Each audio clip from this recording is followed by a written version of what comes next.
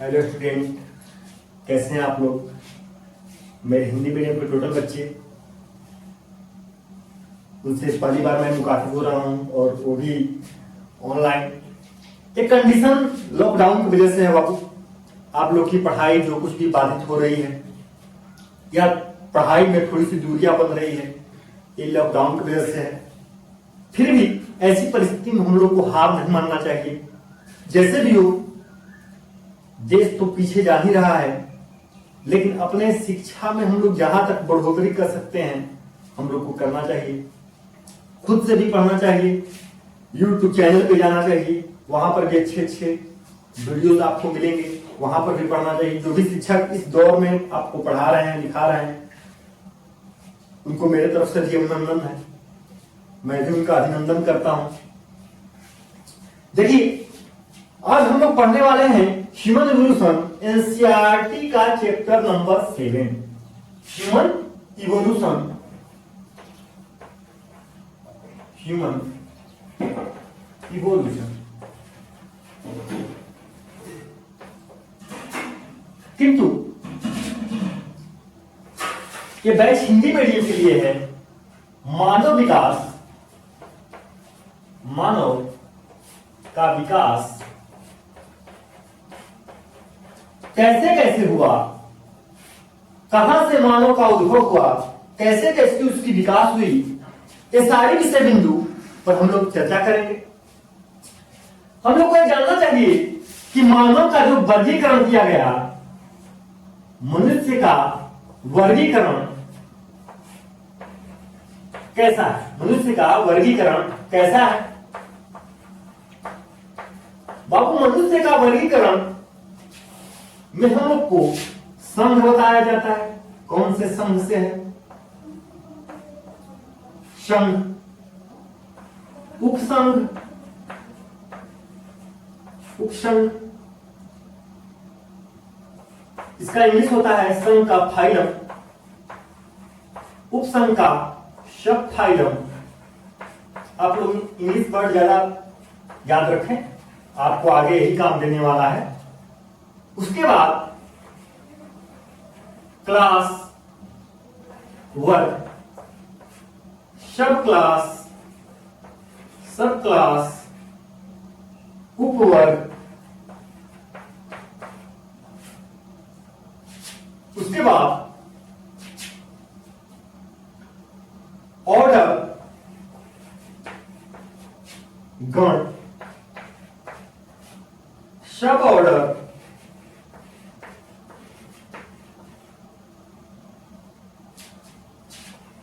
उपगण।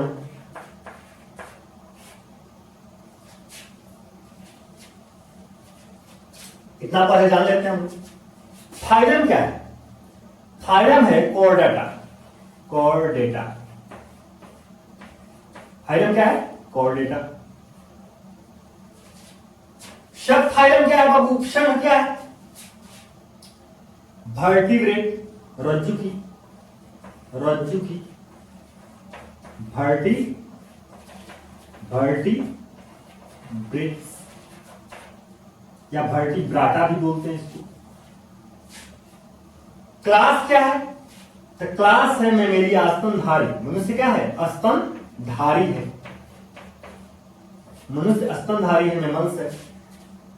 सब क्लास क्या है? तो सब क्लास मनुष्य का यूथेरिया है। क्या है? यूथेरिया, यूथेरिया याद रखिए आप लोग, यूथेरिया। गण क्या है? प्राइमेट्स है। गण क्या है? प्राइमेट्स।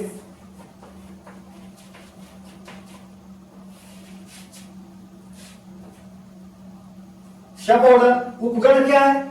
तो उपगण है एंथ्रोपॉइड,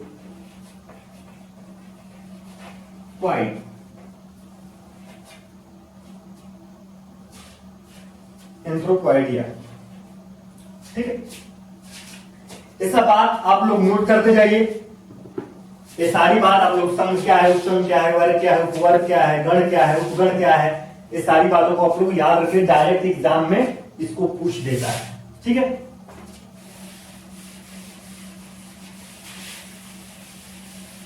हिंदी मीडियम वाले बच्चे, आप जरा इस बात पे भी ध्यान देंगे कि मैंने ऑर्डर के बाद सुपर फैमिली पढ़ना है। सुपर फैमिली, फैमिली पढ़ना है, जेनस पढ़ना है, स्पेसीज पढ़ना है। Super family, family, genus, species. Species का मतलब होता है जाति, स्पेसीज का मतलब जाति, जेनस का मतलब वंश, और इसका मतलब क्या होता है, फैमिली का मतलब कुल। इस सारी बातों को हम लोग को जानना होगा क्या क्या होता है। तो मनुष्य का जो सुपर फैमिली है वो है होमी नो आइडियाई। कुल जो है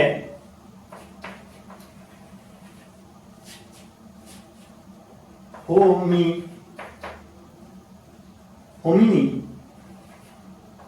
डीआई। वंश जो है होमो है, और स्पेसीज क्या है, सेपियंस, सेपियंस। ये सारी बातें आप लोग याद कर लीजिए। चलिए, मनुष्य का वर्गीकरण तो हो गया। 80 मिलियन ईयर पहले, 80 मिलियन ईयर पहले, 80 मिलियन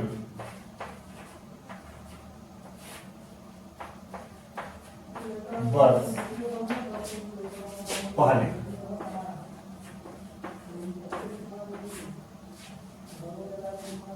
इलेफेंट फ्लू से, ELEPHANT,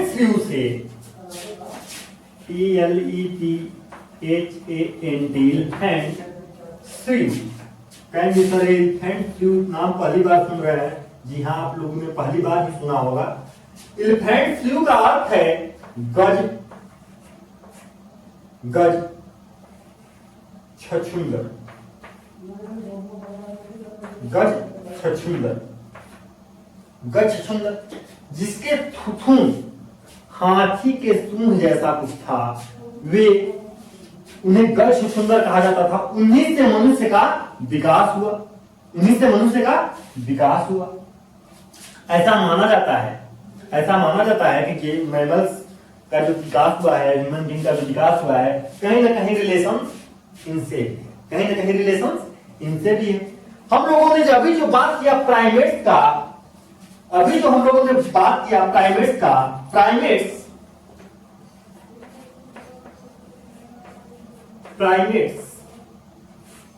को मेनली 2 कैटेगरी में बांटा जाता है। प्राइमेट्स को मेनली 2 कैटेगरी में बांटा जाता है। पहला नंबर जो है प्रोसीमियंस,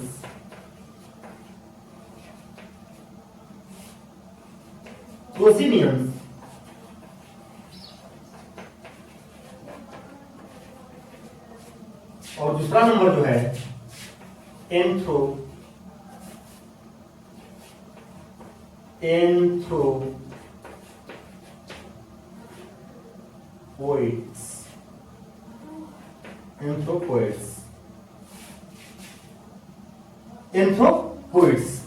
2 पार्ट में प्राइमेट्स को बांटा जाता है। हम लोग किसके विषय में पढ़ने वाले हैं? एंथ्रोपोइड्स के विषय। किसके विषय में पढ़ने वाले हैं? एंथ्रोपोइड्स के विषय में पढ़ने वाले हैं। बाबू ध्यान दीजिएगा, एंथ्रोपोइड्स का जो कंडीशन है, एंथ्रोपोइड्स का विकास, एंथ्रोपोइड्स की हम बात करें, एंथ्रोपोइड्स का एग्जांपल पहले जान जाइए। एंथ्रोपोइड्स का उदाहरण, एंथ्रोपोइड्स का जो उदाहरण है,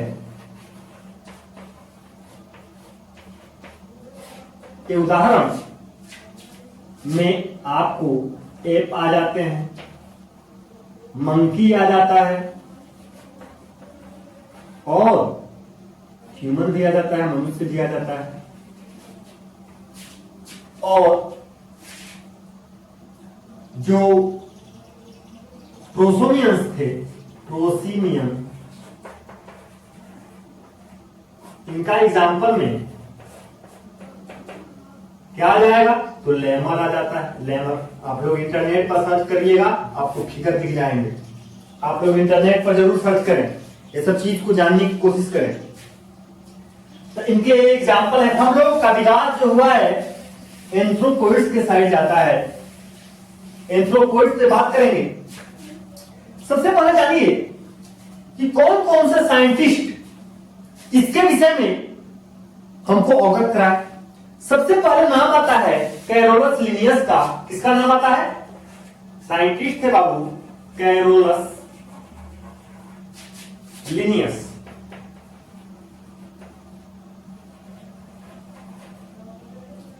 इनका एक पुस्तक था जिसका नाम था, इन्होंने सबसे पहले मनुष्य को होमो सेपियंस वाइज मैन का पुकारा था। क्या पुकारा था? Homo sapiens wise man. Wise man, यहां पर उनकी पुस्तक की कोई जरूरत नहीं है। पुस्तक का नाम आगे लोग पढ़ने वाले हैं बताएंगे तो आप लोग शायद कंफ्यूज होइएगा, क्योंकि ये वो उसी टाइप का डार्विन का भी बुक है, द डिसेंट ऑफ मैन। दूसरा नंबर जो साइंटिस्ट आते हैं हेक्सले आते हैं। कौन आता है? हेक्सले। हेक्सले, हाँ, इनका पुस्तक पूछता है। इनका पुस्तक था the man's place in nature. The man place in nature.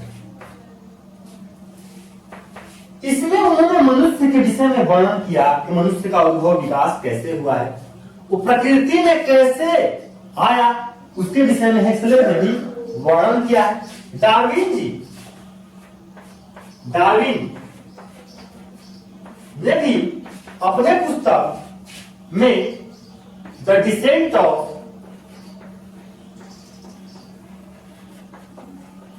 Man, उनके पुस्तक का नाम था, आप लोग इसका हिंदी में खोलने लगेगा, द डिसेंट का मतलब होता है सभ्य। इसमें उन्होंने मनुष्य के विषय में बताया और उन्होंने मनुष्य की भ्रम को, हम लोग एक भ्रम पालन करते हैं कि मनुष्य की संरचना प्रकृति का एक अद्भुत कृति है, हम लोग जानवर नहीं, हम लोग मनुष्य हैं। उन्होंने भ्रम को तोड़ा और ये बताने की कोशिश किया कि हम लोग भी सामाजिक जानवर ही हैं, हम लोग कोई विशिष्ट कृति नहीं है, भगवान का कोई विशिष्ट कृति नहीं है, हम लोग भी एक जानवर के रूप में ही। इतनी बात आप लोग को क्लियर हो रही है? चलिए अब बाबू बात कर लेते हैं थोड़ा इलिफेंट स्लू और जो ट्री स्लू था वो क्या था। सबसे पहले दोनों में अंतर क्या था, कौन प्राइमेट थे? पहला नंबर ELEPHANT, एलिफेंट, समझते ही होगा क्या? हाथी। एलिफेंट मतलब हाथी, और हाथी को और क्या बोला जाता है? गज। क्लियर? और स्लू का मतलब क्या होता है? स्लू का मतलब होता है छछूंदर। स्लू का मतलब क्या होता है? छछूंदर। तो आप लोग गज छछूंदर कह सकते हैं इसको, मैं आप लोग को नहीं बोल रहा हूं। गज छछूंदर एलिफेंट स्लू को कह सकते हैं। और दूसरा जो था ट्री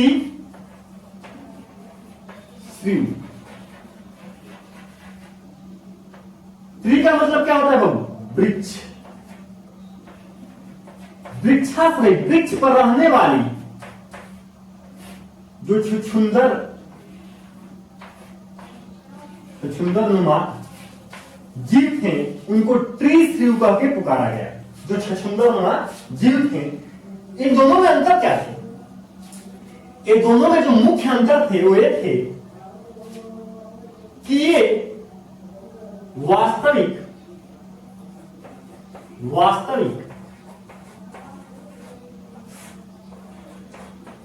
प्राइमेट्स नहीं थे, ये वास्तविक प्राइमेट्स नहीं थे। दूसरा नंबर,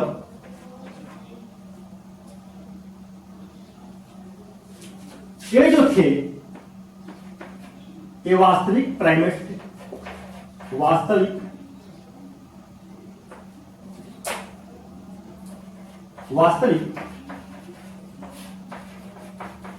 प्राइमेट्स थे।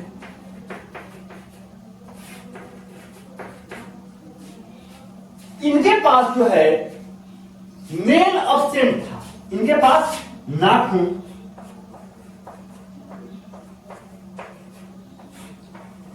अनुपस्थित था।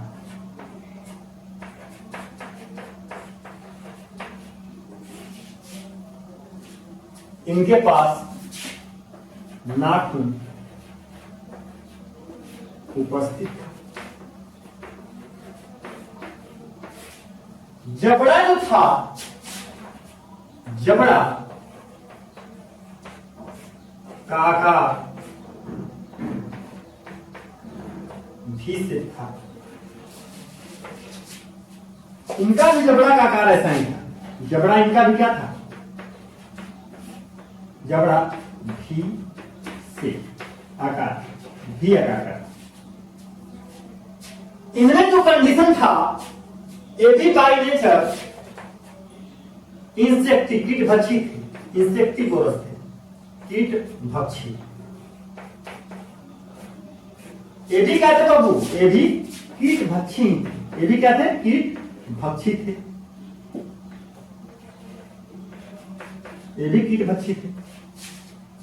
तो ऐसे ऐसे इनमें लक्षण देखे गए और इसी के साथ इनका जो स्नोट था, थुथुन जो था, इनका जो थुथुन, अरे बताइए, इल्फेंट का थुथुन जो होता है, जो उसका सूंड होता है, वो बड़ा होता है छोटा? तो बड़ा होता है भाई, बड़ा थुथन था।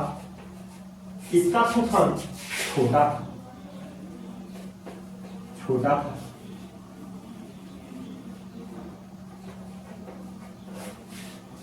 ये सब इसमें लक्षण है। एक बात मैं बताना भूल गया, ये जो इल्फेंट श्रीयु है, इल्फेंट श्रीयु में के रेटिना में केवल रॉड सेल प्रेजेंट था, केवल रॉड सेल प्रेजेंट था। इसके जो रेटिना में, इसके रेटिना में केवल रॉड से मौजूद था, मौजूद। इसमें रॉड तथा कोन दोनों मौजूद थे। तो ये सब इसके कैरेक्टर्स थे, ये सब क्या थे? इसके कैरेक्टर्स थे। चलिए, आप लोग उम्मीद करते हैं कि लिख लिए होंगे।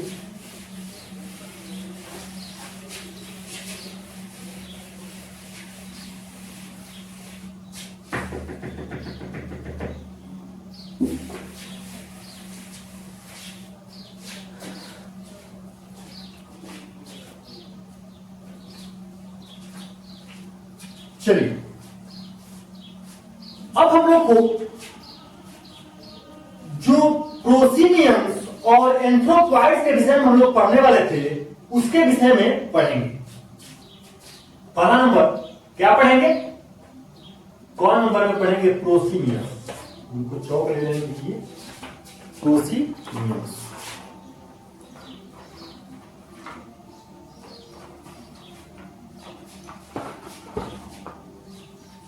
कौन नंबर में लोग क्या पढ़ेंगे?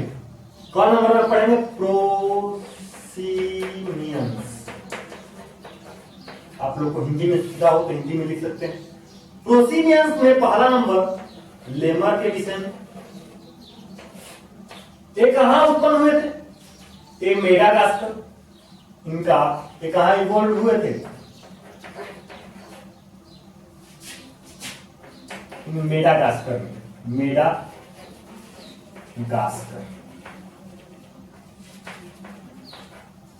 मेडागास्कर में हुए थे। दूसरा इसका एग्जाम्पल होता है लोरिस, दूसरा एग्जाम्पल लोरिस, ये चाइना में, ये कहां मिला? चाइना में। तीसरा टर्जियर्स, मैं लिख रहा हूं, आप लोगों को पढ़ना नहीं है इसलिए टेंशन मत होइए। इंडोनेशिया, इंडोनेशिया में। उसके बाद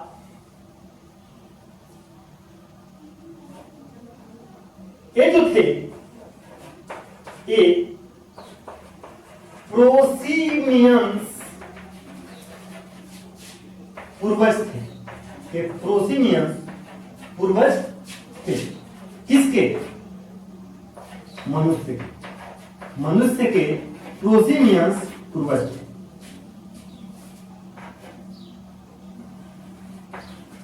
इतनी बात आप लोगों को समझ में आ रही है? दूसरा नंबर जो हम लोग को पढ़ना है वो एंथ्रोपॉइड्स के विषय में जानना है। एंथ्रोपॉइड्स, एंथ्रोपॉइड्स क्या थे बाबू? तो एंथ्रोपॉइड्स में आप लोग को मैं एग्जांपल बता चुका हूं। क्या एग्जांपल में बता चुका हूं? ह्यूमन बता चुका हूं और मंकी बता चुका हूं। ये तीनों बात मैं बता चुका हूं। अब हम लोग को इसमें मंकी के विषय में पढ़ना है। हम लोग को किसी के विषय में पढ़ना है? मंकी के विषय में पढ़ना है। सबसे पहले ध्यान दीजिए, प्रोसेमियंस ये कहां पर इवोल्व हुए थे? तो मेडागास्कर। कहां पर? मेडागास्कर। दूसरा जो है लोरिस, ये कहां पर? तो चाइना में। और टर्जियर कहां पर? तो इंडोनेशिया में। मतलब इनका उद्भव हुआ, इनका उद्भव हुआ था, वहीं पर इनके जीवाश्म मिले थे। इस बात याद कर लीजिए। अब हम लोग मंकी के विषय में पढ़ने वाले हैं। मंकी के विषय में क्या पढ़ेंगे? जो एक ओल्ड वर्ल्ड मंकी, जो संसार में एक पुराना प्रकृति वाला मंकी, उसके विषय में, और एक न्यू वर्ल्ड मंकी, एक न्यू वर्ल्ड मंकी के विषय में हम लोग पढ़ने वाले हैं।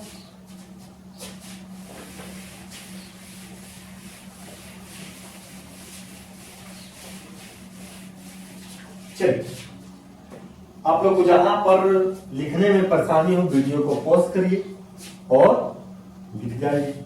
वीडियो को पॉज करें, लिख जाएं, उसके बाद फिर आगे वीडियो देखिए, कोई आप लोग को समस्या नहीं आएगी। चलिए, old world monkey, old world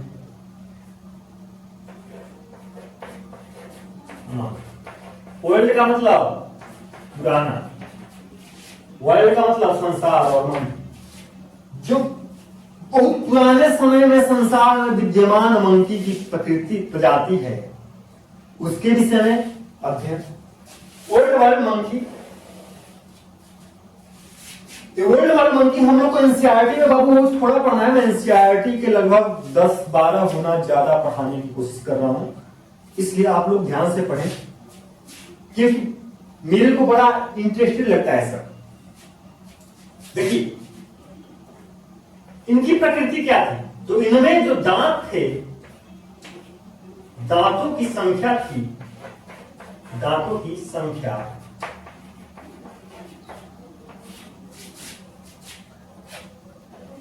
21-23/21-23 इनका डेंटल फॉर्मूला था।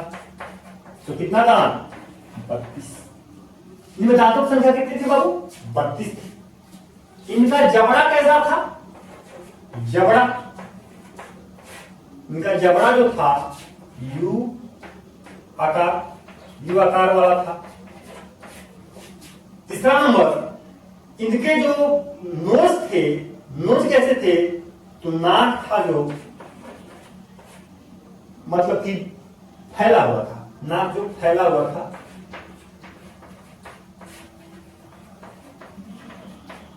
इनका जो पूंछ था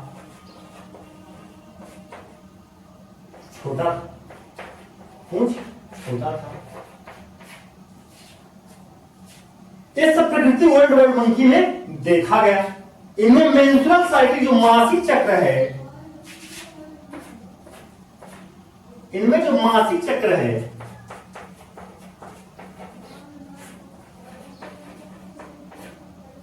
मौजूद, मासिक चक्र मौजूद,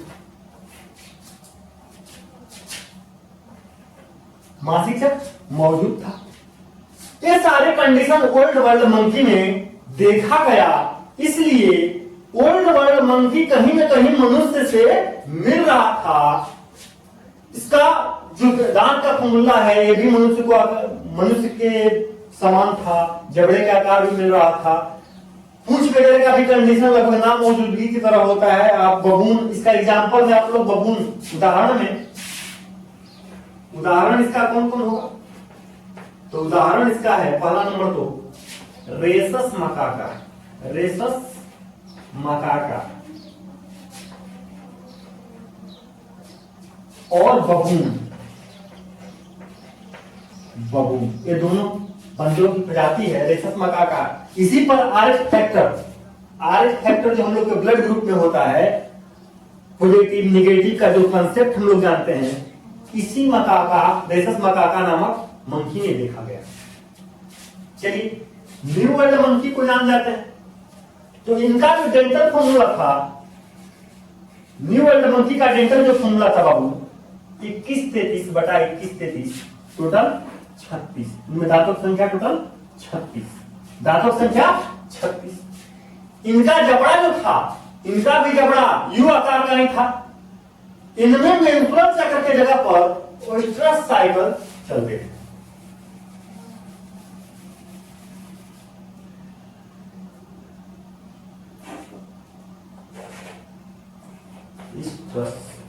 चक्र ये मौजूद थे, इसलिए इनका पूंछ जो था लंबा था, इनका जो पूंछ था लंबा था, है भी लंबा, इनका जो पूंछ है लंबा होता है। उदाहरण के तौर पर जो न्यू वर्ल्ड मंकी है, इसमें आ जाएगा स्पाइडर मंकी, छटकता है जो स्पाइडर मंकी।